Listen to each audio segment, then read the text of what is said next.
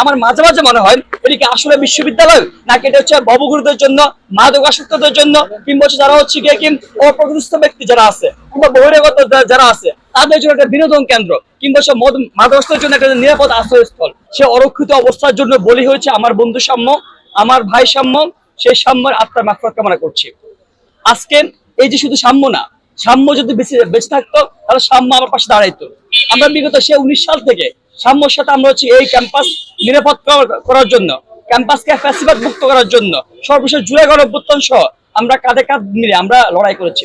আজকে আমার বলতে সাম্য আমার পাশে নেই, কিন্তু আমরা এখানে দাঁড়িয়েছি। আমরা আবারও বিশ্ববিদ্যালয় প্রশাসন, রাষ্ট্রীয় প্রশাসন আমরা চোখে আঙ্গুলকে দেখিয়েছি যে ক্যাম্পাস অরক্ষিত থাকলেন, ক্যাম্পাসের পাশে যে হচ্ছেন আমাদের যে উদ্যান আছে, উদ্যান যা হচ্ছে 80% মাদক কিংবা হচ্ছে চাঁদাবাজির চিন্তায় যে উদ্যান কেন্দ্রিক হয়, সে উদ্যান কেন্দ্রিক আবারও প্রশাসনকে ধরিয়ে দেওয়ার জন্য, চোখে আঙ্গুল দিয়ে ধরিয়ে দেওয়ার জন্য আজকে আমরা কর্মসূচি দেখেছি। আপনারা জানেন ক্যাম্পাসের মধ্যে ভবঘুরের ছিনতাইকারী কিংবা হচ্ছে গিয়ে কি যারা অপ্রতিষ্ঠিত ব্যক্তি আছে, যারা হচ্ছে কি এই অপ্রতিষ্ঠিত ব্যক্তিদের জন্য একটা নিরাপদ আশ্রয়স্থল হিসেবে আমাদের ক্যাম্পাসটা ঢাকা বিশ্ববিদ্যালয় ক্যাম্পাস পরিণত হয়েছে। আমার মাঝে মাঝে মনে হয় এটা কি আসলে বিশ্ববিদ্যালয় নাকি এটা হচ্ছে ববগুরুদের জন্য, মাদকাসক্তদের জন্য, কিংবা যারা হচ্ছে গিয়ে কি অপ্রতিষ্ঠিত ব্যক্তি যারা আছে কিংবা বহিরাগত যারা আছে তাদের জন্য একটা বিনোদন কেন্দ্র, কিংবা সব মাদকাসক্তের জন্য একটা নিরাপদ আশ্রয়স্থল। আমরা দেখেছি এখানে হচ্ছে কি সবসময় আমাদের শিক্ষার্থীরা, বিশেষ করে নারী শিক্ষার্থীরা সবসময় একটা নিরাপত্তার সংখ্যায় ভোগে। কখন কোন দিক থেকে ববগুরু কিংবা একটা পাগল ব্যক্তি তাকে এসে আক্রমণ করে আমরা দেখেছি। বিগত সময়ে আমাদের নারী শিক্ষার্থী গলা টিপে ধরেছে। নারী শিক্ষার্থী সবসময় একটা ভয়ের মধ্যে থাকে, সবসময় নিজের ক্যাম্পাসের মধ্যে একটা আতঙ্কের মধ্যে থাকেন। কোন পাশ থেকে একজন ববগুরু এসে তাকে হচ্ছে কুরুচুপুর ইঙ্গিত দেয়, তার শরীরকে টাচ করেন, কিংবা নানান ভাবে হচ্ছে কোন দা নিয়ে আসেন, কিংবা হচ্ছে কোনো একটা অস্ত্র নিয়ে তাকে হচ্ছে আঘাত করে। সবসময় নারী শিক্ষার্থীরা একটা হচ্ছে আতঙ্কের মধ্যে ক্যাম্পাসের মধ্যে তাকে দিনাতিপাত করতে হয়।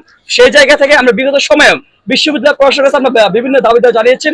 আজকে ফরমালি যখন আমার বন্ধু সাম্য যখন হত্যার শিকার হয়েছে, সেই জায়গাতে দাঁড়িয়ে আমরা প্রশাসনের কাছে বারবার করে সাম্য হত্যার বিচার কারণ নিশ্চিত হচ্ছে না। আসল প্রশাসনটা কি হচ্ছে, এখানে আসল ঘটনা কি হচ্ছে, আজকে 6 দিন পার হয়ে যাওয়ার পরে কেন সেটা হচ্ছে না। এবং সেটা র্যাশ হিসেবে আমরা চাই আমাদের যে এই যে বর্তমান পরিস্থিতি, যে উদ্ভূত পরিস্থিতি, আমাদের ব্যাচেলর দাবি হচ্ছে 2টা।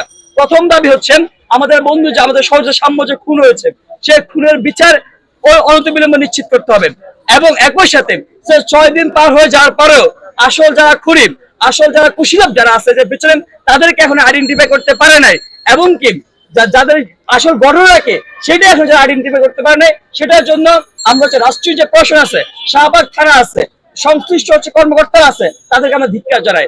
আমরা আজকে যে মানববন্ধন কর্মসূচি দিয়েছি সেটা নানাবিধ কারণে হচ্ছে মানববন্ধন কর্মসূচি পালন করতে পারি নাই। সেই কারণে হচ্ছে আমরা আপনাকে ক্ষমা প্রার্থী। আমরা এর আগেও বলেছি আমরা আজকে যে বিশেষ যে দাবিটা দিয়ে এসেছেন, যে ক্যাম্পাস আমরা দেখেছি কয়েকদিন আগে ঢাকা মেডিকেল কলেজের সামনে একজন ববগুরু ব্যক্তি সেখানে হচ্ছে গলায় ফাঁসি দিয়ে সে মৃত্যুবরণ করেছেন। এটা আমাদের জন্য সবচেয়ে আতঙ্কের একটা বিষয়, আমাদের দুঃখের একটা বিষয়। আমরা দেখেছি এই পুরা ক্যাম্পাসের মধ্যে হাত পা পচা গলা মানুষজন কিংবা সে হচ্ছে আহত হয়েছে, সে মানুষগুলো এসে হচ্ছে আমার ক্যাম্পাসে নিরাপদ একটা আবাসন হিসেবে এখানে হচ্ছে গিয়ে কি ব্যবস্থা করে নেয়। আমরা মনে করি আমরা আজকে বেসিক 2টা দাবি দিয়েছেন, আমরা বিশ্ববিদ্যালয় প্রশাসনকে একটা দাবি দিয়েছেন। তার মধ্যে প্রধান 2টা দাবি, সেটা হচ্ছে আমাদের ক্যাম্পাসের শিক্ষার্থীরা, বিশেষ করে নারী শিক্ষার্থীরা সবচেয়ে বেশি আতঙ্কের শিকার হয়। সেই জায়গা থেকে আমাদের নারীদের 3টা হল আছে আমাদের ক্যাম্পাসের বাইরে।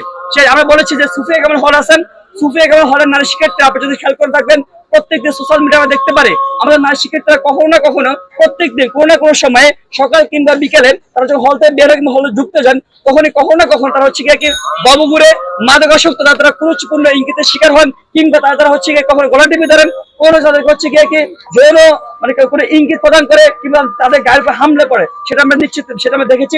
আমরা পয়সা 2টা দাবি দিয়েছি যে প্রত্যেকদিন পিক আওয়ার অর্থাৎ সকাল 6টা থেকে 10টা পর্যন্ত এবং সন্ধ্যা 6টা থেকে 10টা পর্যন্ত সুফিয়া কামাল হল এবং বঙ্গমাতা হলের সামনে 2 জন থেকে 4 জন করে প্রত্যেকদিন 6টা থেকে 10টা পর্যন্ত, সন্ধ্যা 6টা থেকে 10টা পর্যন্ত 2টা পিক আওয়ারে 2 জন করে 4 জন প্রত্যেক টিমে মেম্বার দিতে হবে। আমরা এটা যুক্তিশীল দিয়েছি, কারণ কি জানেন, সেটা হচ্ছে আমরা দেখেছি যখনই মেয়েরা কখনো হচ্ছে গিয়ে কি নিরাপত্তাহীনতার শিকার হয়, তখনই হচ্ছে তাদেরকে তাদের আশেপাশে কাউকে ডাকবে সেই জায়গাটা পায় না। আমরা মনে করি যদি কোনো প্রত্যেক টিমে মেম্বার থাকেন, ফর্মাল করে সদস্য থাকেন, কিংবা কোনো প্রত্যেক সেখানে অ্যাসাইন করে দেওয়া হয়, কোনো ব্যক্তিকে অ্যাসাইন করে দেওয়া হয়, সেক্ষেত্রে সে অবয়ের জায়গা পায় যে না আমি ডাকলে কেউ না কেউ তো আসবে। আমরা এই বিষয়ে কথা বলছি। আমরা বেসিক দাবি 2টাই, যে মেয়েদের দুটা হল, সুফিয়া কামাল হল এবং কুয়েত মেট্রো এবং হচ্ছে বঙ্গমাতা হল, ওই 2 হলে দুটো পিক আবার সকাল এবং সন্ধ্যায় 6টা থেকে 10টা পর্যন্ত 2 থেকে 4 জন করে, এখানে হচ্ছে হলদায় থাকতে হবে 2জন ককটেল টিমের যে হচ্ছে মোবাইল টিমের মেম্বার, তারা 2 থেকে 4 জন প্রতিদিন থাকবেন। আমাদের বিশ্ববিদ্যালয় প্রশাসন সেটা হচ্ছে গিয়ে কিন্তু তার প্রস্তাবটা তারা সম্মতি দিয়েছেন যে আগামীকাল থেকে সেটা শুরু করা থেকে এটা ব্যক্ত করেছেন। আমরা এর বাইরে বলেছি যে দেখেন ক্যাম্পাসে ববগুরুদের একটা আটকা তৈরি হয়েছে। 2 দিন আগে উদ্যান যখন হচ্ছে গিয়ে কিন্তু ববগুরুদেরকে মুক্ত করে ফেলছেন, সেই ববগুরুরা আমার ক্যাম্পাসে এসে আবার হচ্ছে গিয়ে তারা এসে নিরাপদ আশ্রয় করে নিয়েছেন।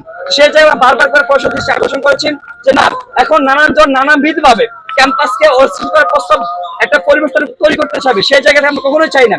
বিশ্ববিদ্যালয় প্রশাসন তারা আন্তরিক তারা কাজ করতেছে, কিন্তু যদি আমরা বারবার শেষ কথা বলেছি, যদি যদি আমাদের ভাই সাম্য খুন হয়েছে শুধুমাত্র বহিরাগত ক্যাম্পাসের মধ্যে অবাধ বিচারের জন্য, আমরা মনে করি আমাদের নারী শিক্ষার্থীরা আরো আসুন, মানে কি তারা হচ্ছে গিয়ে কি নিরাপত্তার সংখ্যা তারা ভুগতেছে। আমরা মনে করি যদি যদি না কোনোভাবে কোনো নারী শিক্ষার্থী কোনোভাবে হচ্ছে গিয়ে কোনো অস্বাভাবিক পরিস্থিতির শিকার হয়, সেটা দায়ভার অবশ্যই বিশ্ববিদ্যালয় প্রশাসন নিতে হবে। সেটা দায়ভার নিয়ে অবশ্যই বিশ্ববিদ্যালয় প্রশাসন থাকেন যে চেয়ার কাটতে সুযোগ থাকবে না।